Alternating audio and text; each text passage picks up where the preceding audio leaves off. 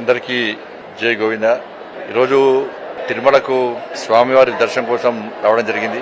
ఇంత పవిత్రమైనటువంటి ఒక శక్తివంతమైనటువంటి ఈ పుణ్యక్షేత్రంలో ఏ ఒక్క భక్తుడు కూడా ఆకలితో అలమటించకుండా స్వామివారి దర్శనానికి వెళ్లి తిరిగి వచ్చి ప్రశాంతంగా ఒక భక్తి భావంతో భోజనం చేసేటువంటి ఒక అద్భుత అవకాశం రావడం నిజంగా చాలా భక్తులు అదృష్టంగా భావిస్తా ఉన్నారు. ఏ ఆటంకాలు అవరోధాలు లేకుండా అనేక సంవత్సరాలుగా ప్రతిరోజు 60,000-80,000 మంది భోజనం పెట్టడం మామూలు విషయం కాదు. అనేక మంది సహకారంతో భోజనం పెట్టడం, ఆ నిర్వహణ కూడా చాలా ప్రశాంతంగా ఒక పరిశుభ్రంగా అటువంటి వాళ్ళ భోజనం చేసే అవకాశం రావడం నేను కూడా చాలా అదృష్టంగా భావిస్తాను.